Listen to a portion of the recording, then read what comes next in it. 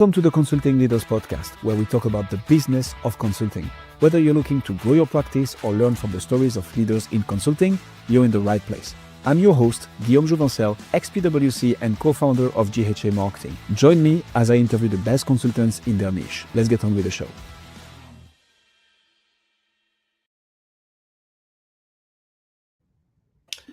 Gregory, welcome to Consulting Leaders. Happy to have you. Thank you. It's wonderful to be here with you this morning. Let's jump straight into it. What got you into the fantastic, yet probably a bit stressful world of strategy, commercial operations inside major biotech organizations, Gregory? You have to go back a number of years, actually. When I was doing my undergraduate studies, I was a traditional pre-med biology major, kind of going down that track, worked as an EMT, until I got to a point where I realized I didn't like the memorization, the standardized testing, and so forth that was required to go down that path. And so I decided in my senior year to pivot. Wanted to find a way to, what I recognized was I really enjoy projects, solving complex issues, but I really liked healthcare. And I was able to put those together, was able to get a consulting firm to take a chance on me coming out of undergrad, which really opened my eyes to the field of consulting while still being able to have an impact in healthcare. And that was really the beginning of my journey. It was, had a great opportunity to work in the US, moved over to Europe for a few years, and went back for an MBA. And then I started going in and out of industry roles and consulting roles, really with a common theme of finding innovative ways of commercializing new therapeutics, new business models, new technologies, new modalities in the healthcare space. And that's really been at the center of what I've done through my career. What problem do you solve now? Like, what is it that you help people achieve? Yeah, Asymmetry Group does a number of things, but the primary focus of what we do right now is really about, we try to help life science companies better serve patients, better serve physicians, better serve the caregivers in the healthcare ecosystem. And what we usually do is help them do this by launching new innovative therapeutic products. So while Asymmetry does more than that, we do your more traditional corporate strategy and so forth. It's really centered on how to best commercialize the innovation that these companies have spent 10, 12, 15 years developing through discovery into the clinic, and then making that really pivotal turn to commercialize these innovations that they're bringing to the market. So that's really the center point of coming together to help them strategically, all the way down through execution to get these products out into the market. So I like that. Talk to me like I'm the CEO of the biotech company you're helping, though. How is that, how is that helping me get a bigger bottom line? Yeah, so what we find is companies, biopharma is really interesting, right? They spend so much time and money developing these new products. It often takes them, as I said, 10, 12, 15 years just to get a product to the point of being able to submit it to the regulatory authorities. Up to that point, they're simply spending money, and a lot of money. They can be spending $1 billion to $3-4 billion to get a product to that point. Once they receive the approval and they start marketing the product and selling it, that's where they start to get a return on that investment. So what we'll often do is come in a couple of years before they hope to be approved for marketing authorization, and we'll help coordinate the incredible complexity that it takes to launch a product. We always think about it a bit like kind of coordinating a spaceship launch. There are so many different moving pieces, so many different functions within these companies that need to work seamlessly together, from your marketing teams to your IT, your finance, your supply chain, your market access, and so forth, that we come in and we're really able to, we've carved out a niche in being able to work across all of these disparate groups and functions, coordinate everything together, and help them kind of accelerate the way they're going to enter the market, so that they can start getting the product out to patients and others that need it, and start driving the other side of bringing in revenue, which is really at the end of the day what the C-suite is looking to do after spending so much time and money investing in developing the products. So that's really what that compelling value proposition is for the executives in charge. So is that who you're working with, the C-suites, the executives? Like who makes the decision of hiring you, Greg? Yeah, it'll vary a little bit. I would say our sweet spot clients are often those that are commercializing a product for the first time. In cases like that, it will often be somebody like a chief commercial officer who might be hiring us directly in. If we're working for a much larger established organization, the well-known pharmaceutical companies out there, it might be somebody a level or two lower than that. The head of a franchise, a brand planning lead, a brand lead, excuse me. And if it's a slightly smaller organization, it might be the CEO directly who would be hiring us in. But we do tend to work across clients of a range of sizes. But those are the type, it's typically C-suite or a step or two below that, kind of SVP, VP level, that would be bringing us in to support the work that they're doing. So that's interesting. Is there a different person that you need to work with to get in the company, which ends up being a different person that you work with, which ends up being a different person that is actually accountable for the results that you guys are helping them get? How does that whole dynamic work, Gregory? Because eventually when you work with the C-suite, this is typically what happens, right? Mm-hmm. Yeah, it's it really varies a little bit by company. So we've had experiences where the person, a chief commercial officer hiring us in, will be one of the primary people that we work with. I'll give you an example. A couple of years ago, we were hired in to help a first to commercialize company. They were looking at commercializing their first product. When we joined, their entire commercial organization was maybe 20 people.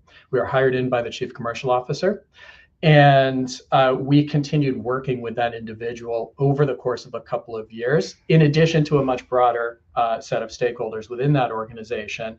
And when we left, it was an organization of about 200-300 people.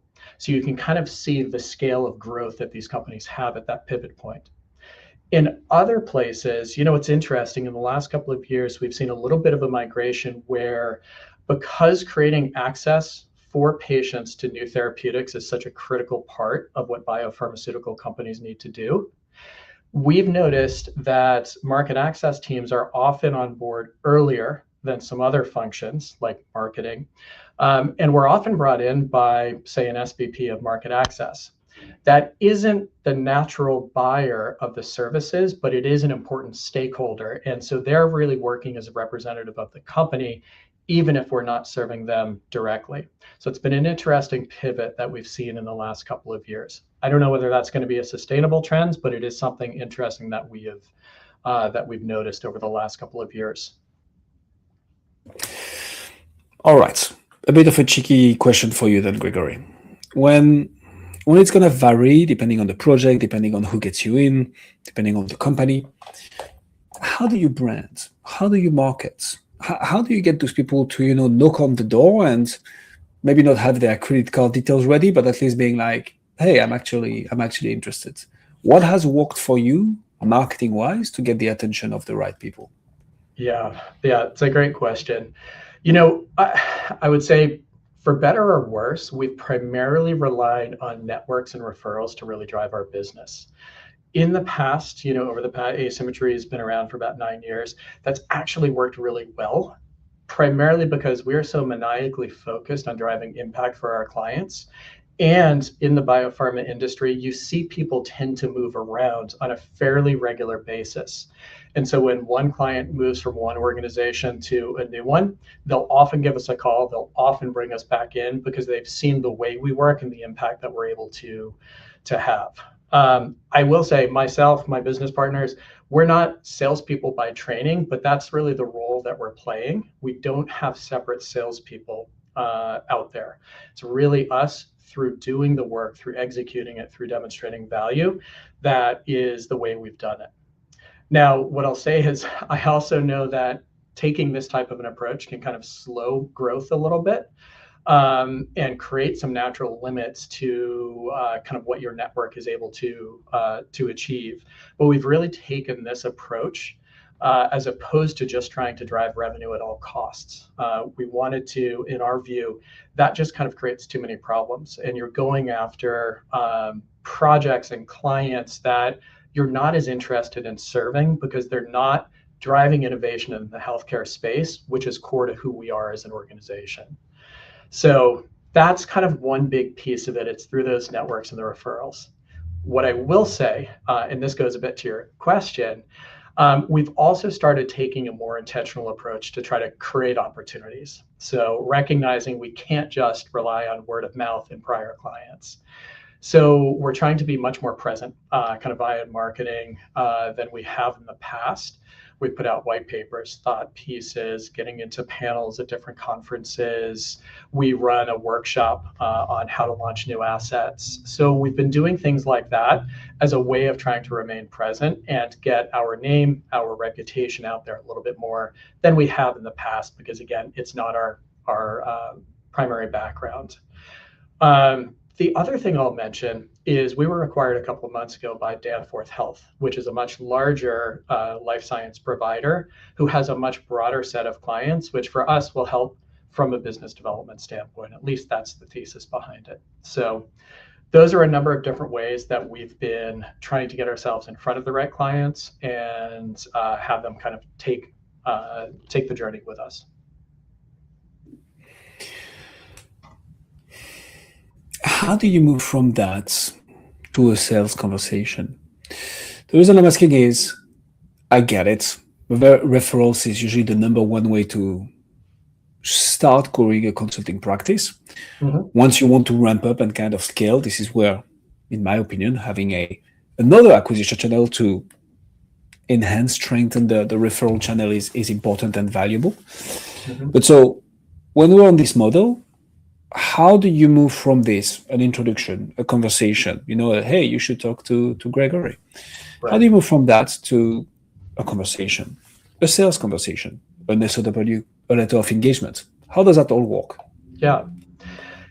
In general, I'll separate two things. One is three, actually. So first off, I'll say what we generally don't try to do, and I know this is common and it can work, I'm not trying to disparage this, but is the cold calls of the, hey, can I get a meeting with you, Mr. CCO, Mrs. CCO? And then try to create something to talk about. We just haven't really liked doing that type of an approach.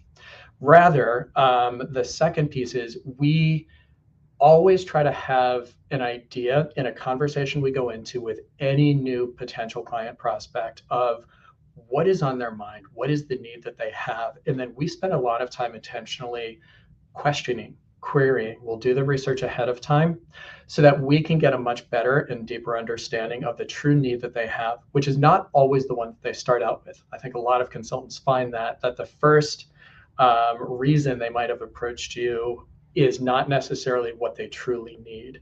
And we'll have some exploratory conversation with them in order to progress things forward. We then do one of two things. One, we can actually help them with that need. And what we'll do is go through our typical capabilities deck, we'll put proposals together, and that usually moves fairly quickly. On the other hand, when we can't help them, we tell them that up front. We are not disingenuous. We don't pretend we can do things that we can't, because we find that erodes the long-term relationships that we're trying to build. And so we really focus on trying to figure out the right way of serving the needs that they have, referring them to others as needed, and when we can help them, we put together the right approach that we think will work in a way that resonates for them. We don't just repurpose what we've done previously, but we think about very fit for purpose applications of the type of work we do for their context, for their company, for their products, for their people. And we usually find that through some conversation back and forth, it's how they get to know us and gain an appreciation of how we might work together if we haven't worked together previously. The third element that I'll touch on is historically, we've not been tremendous proponents of RFPs. They're part of consulting. You know that. We know that. Everybody does. We've not found that as a small company without as much brand name recognition, it's harder for us to effectively compete for kind of blind RFPs. Now, if we know the client, if we've worked with them in the past, if we had a hand in working with that part of the organization previously, we might participate, right? There are times where we will absolutely choose to, but a lot of other organizations, I think, rely deeply on RFPs to support their business. That isn't something that we've typically chosen to do. And in part, it's because a lot of the value that we're able to provide to clients is in the way we engage, not just the what we do. And it's really hard to demonstrate that in a PowerPoint deck, right? Which is usually the basis of those RFP responses. So those are kind of three different comments that I would kind of offer to you as you think about how do we go from that first conversation to through different channels and paths to get to a signed SOW at the end of the day. Aren't you afraid that you're just missing out on a huge piece of business if you are doing RFPs? A bit of a curveball question for you, Gregory, but yeah, what's your feeling towards that? Short answer is no, not really. And I think there's probably, I don't know if this is good or bad, but I think there's probably two reasons for that. One, where we know the organizations and they would be thinking about including us, we generally have good knowledge of them anyway, and we might choose to respond. The blind RFP is where they're sending it out to a load of different consulting firms out there. Again, because we're smaller, we may not always show up in that conversation or consideration set. So we might not receive them as much as some of the much larger mid-size or large firm consulting firms might. And so I don't know that we're disadvantaged as a result of that. The other thing that we're always trying to do is look at, as I'm sure every consulting firm is, the balance of our capacity against the demands externally. And we've been able to balance that reasonably well without having a much broader set of RFPs that we need to look through and really consider. Maybe that changes as we move forward, and we're going to have to rethink our approach a little bit. But for now and for the past number of years, that's really been a formula that's worked pretty well for us. What are ways you think of bypassing those RFPs? The reason I'm asking this is, obviously, at PwC, that's something that I know is part of the sales process, but not only. Ideally, what you want is to have the relationship with the, insert here the title of the decision maker that you're targeting, so that even if there is an RFP, you know that you have the relationship built already, or potentially even being like, hey, how soon do you want that to happen? Cool. Is RFP absolutely necessary for a foot in the door project, and kind of not bypassing the RFP, but like working together with the decision maker so that procurement doesn't get too much in the way. What are some of the considerations that you've thought of to approach this like that? Yeah, I think we try to take a pretty nuanced understanding of our clients. We know that there are always, some of our clients, we know procurement is very heavily involved, and we have to anticipate that. We have to build SOWs in accordance with how we believe procurement will be most receptive to those, because they can often, get in the way of trying to allow the business to move as quickly as they usually want to. Usually we find the business wants to move faster. We also find, like most firms, some procurement groups are very reasonable. They're really just trying to do the best on behalf of the organization that they represent, and we fully respect that.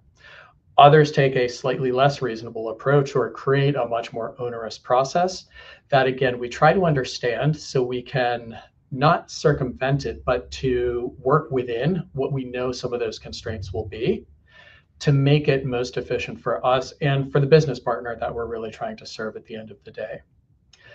We also know there are some, in understanding those different organizations, we know some of them will require, above a certain threshold of project to always get bids from 2 vendors, 3 vendors, whatever their internal rules might be. And so in those situations, we might try to support our business partners there in designing something that is going to be uh, something that will work to ensure they're getting the right representation from different firms, while hopefully we have a little bit of an advantage because we already know them, we understand the process, we understand what they're looking for, and then that becomes something we're going to be much more interested in putting in a bid on. So I think there's a number of different ways that we try to work through that. I know not everybody always loves working with the different procurement groups, but I think if you find a way of productively engaging that allows you to meet your business goals, the company and the procurement team to meet their business goals, that's really what we're trying to do at the end of the day. I love this. Maybe another like curveball question for you, Gregory, because you're flying through those. What's your number one challenge right now? What's the one nut that you're trying to crack that you know once you crack, you guys are gonna take the whole thing to the next level? What would that be for you? Yeah. I don't know if there's a place where it truly stuck right now, but what I would say is there's a number of challenges we're facing. I think one is it's something that I referred to earlier, but I'll go deeper on. And I think most consulting firms face this, irrespective of how small or large you might be. It's walking that knife's edge between supply and demand. Right? We are constantly. Just before this, I was looking at our staffing charts. Right? Who's available? How much capacity do we have? What does the pipeline look like? Actually trying to manage that is one of the biggest challenges we face on literally a day-to-day, week-to-week basis. I think what we've found, and I would love to hear from other consulting firm leaders if they've cracked this, but we found that you never have that perfect alignment. You either have too many people sitting around or too many people really, really, really busy, and you can't serve demand.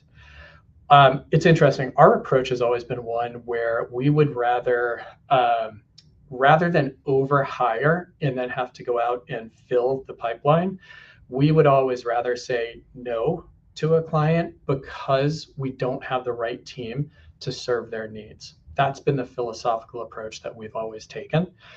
But you never want to have to say no to a really good, really interesting client and project. So it's something that we're constantly working on.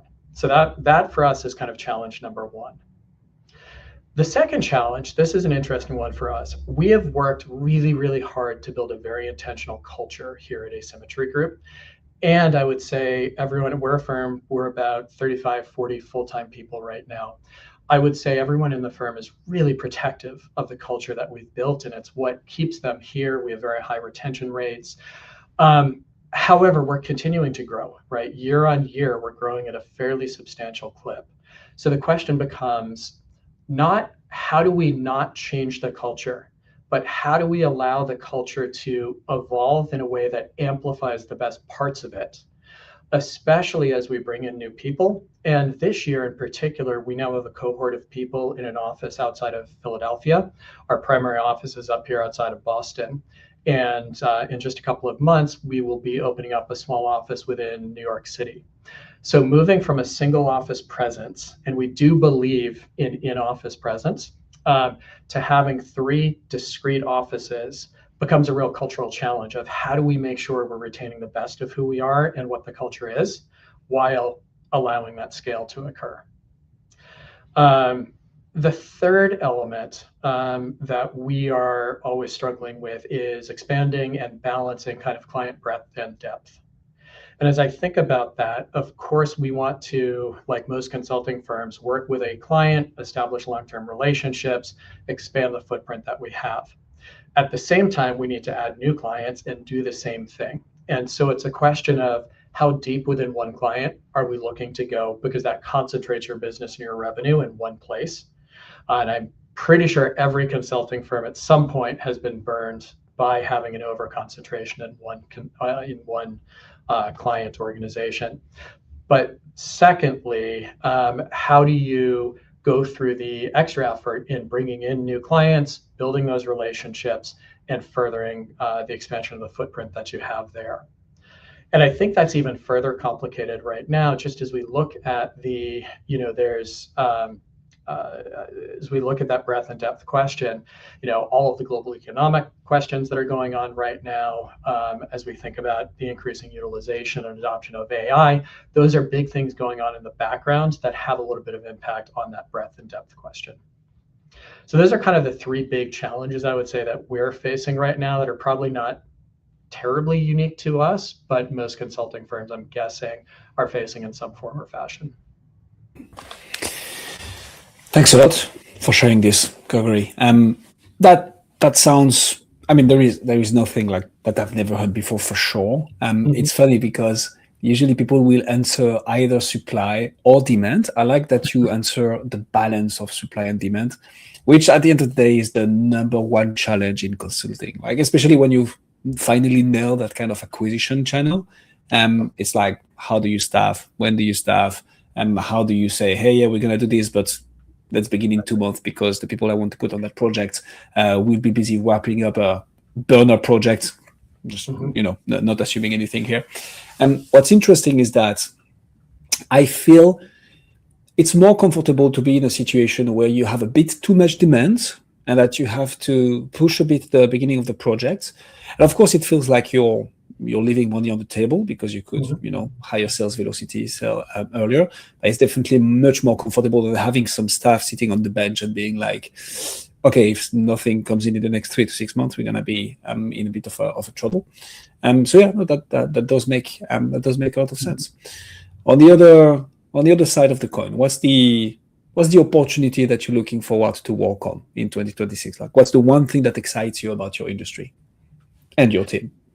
Yeah, there's a lot. I feel like we are on a really good trajectory right now. There's a couple of things. I think one of the places that I'm really excited, and again, this is not unique, but I'll tell you how we're approaching it is AI. Right, every company talks about it. It's something which you can't avoid, and I don't want to go deep into that. However, what I will say is, in the biopharma industry in particular, I think AI has actually been adopted fairly early in certain places. And most of those are earlier stage in biopharma companies.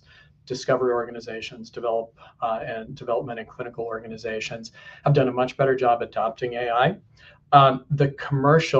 Very broadly speaking, the commercial side of the biopharma business has been a little bit slower to adopt AI and to figure out how to best integrate it in.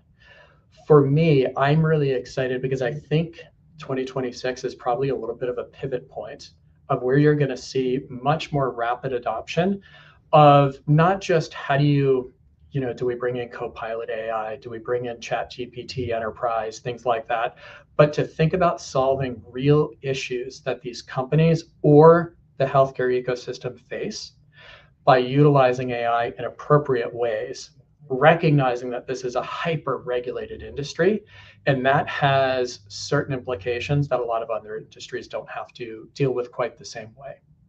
So for me, I think that's one place where I'm really excited to see what transpires over the course of 2026, and we're putting a lot more emphasis and focus on this, in part within Asymmetry, but also as part of the broader Danforth Health organization in building a new center of excellence.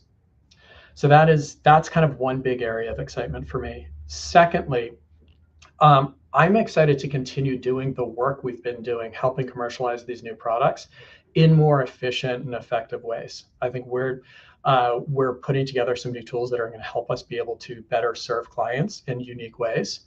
And we're also seeing a confluence where in the past, a lot of smaller biopharma companies would discover and develop their products and then sell them to large pharma and really use that as their business model.